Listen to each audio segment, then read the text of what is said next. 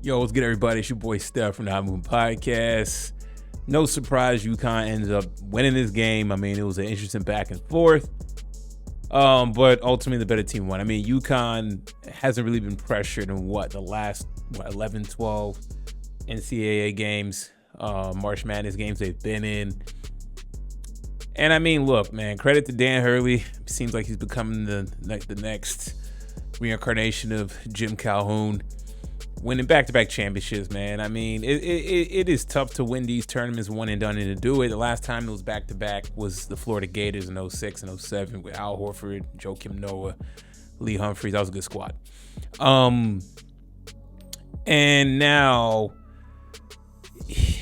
I mean, the game plan for Purdue was let Edey eat, and I mean, that's what UConn wanted. And Edey got almost 40 points. And the question is going to be, is he an NBA prospect? I mean, sure, right? I mean, he's 7'4", whatever. I mean, he can defend. But you know, he's not really extremely mobile. And the problem is that nobody else got going, right? Smith, he got 12 points, but he was horrible. I mean, 4 for 12. And that was pretty much just the Smith and Edey show, but mainly the Edey show, man. So with that game plan in mind, I mean, they were like, look, we're going to focus on the perimeter guys. Guys are not going to get going. All right. Lawyer 0 for 5, Jones 2 out of 3. I mean, Kaufman. I mean, look, man, they weren't going to let anybody get active. Okay. Their bench only got 2 points. You know, so nobody else contributed in this game. Only 2 players really did, right? That was it. So 49 points between 2 players. And then what? 11 points from everybody else, right? Not a good showcase from Purdue. Purdue, it seemed like, okay, I didn't think they'd win this game, but I mean, I thought they would present somewhat of a challenge, and they did. In the first half, Purdue was making it a fight, but I mean, Edey was getting tired, you can see it, and nobody else was stepping up. I mean, Purdue was just bricking shots after shots. So I mean, Edey did his part. All right, he did what he needed to do, but everybody else, no. So UConn, on the other hand, total team contribution as well, right? I'm not going to sit up here and, I mean, listen, their bench wasn't all that great. However, they got 13 points off their bench, right? Their guys decided to play perimeter defense. Castle was pretty good. Newton, definitely pretty good. I think Castle, I think he might, I don't know if he'll come back. He might be a one and done type of player, but he's really good. I mean, I know this wasn't a game to showcase it, but throughout the tournament, you see NBA talent in Stephon Castle. Oh, and the men's tournament, it was okay, I would say, right? I mean, just because there was a lot of good games, right? It was a good story for NC State. It was really cool for them to get to the Final Four. It was cool that Oakland, you know, made it to the round of 32 after upsetting Kentucky.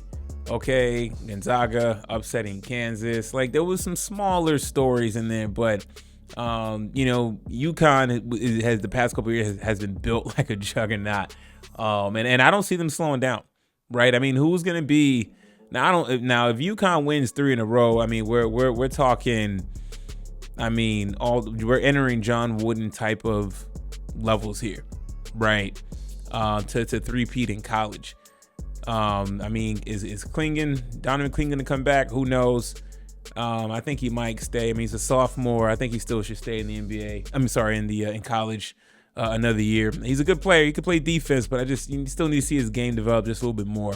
But I mean, there are a lot of these guys, sophomores, freshmen. I mean, my goodness, man. I mean, they're building themselves to be unstoppable. Who can stop them, right? I mean, the toughest game that UConn played was Alabama, and you saw how that ended, right? I mean, Alabama made it a fight midway through the second half of that game, and that was it. That was their only real test, man. So Man, crazy. Not even a crazy game. It's just it got out of hand for Purdue. Purdue couldn't do anything. You know, when you have a team that's dedicated to guarding the three, and then they're getting scoring from the perimeter guys, contributions. They're getting rebounds and putbacks and stuff. I mean, and you're just relying on Edie. I mean, your night's gonna end early, and that's what happened when the second half got going. It was pretty much a wrap for Purdue, man. So, overall for this tournament, for the men's tournament, you can't knock dominance, you can't knock greatness. I understand that, so I'm not gonna knock UConn for winning. Like, you were the best team all year in college. You prove you go out and win the tournament, a hard tournament to win, and doing it back to back after winning last year. You got to respect dominance, right? It may not be fun. It may feel Patriot-esque, when Patriots are winning. It wasn't exciting or anything like that. But hey, I mean, someone's got to dominate. UConn's looking like the big bullies of the East. UConn is there. Listen, in the whole talk of UConn being a blue blood school, I remember they are. Right. I mean, growing up, UConn has always been, when they're they're always been in contention a lot of times, man. Like, they always talk about Duke, UNC, Kansas, Kentucky, and UConn. I always personally put UConn in the blue blood type of school. And right now, if there's any doubts about that, they just pretty much solidified that. Yeah, man. So shout out to Dan Hurley and all those guys, man. Anyways, let me know what you think about the game. Please like, subscribe. I'm out.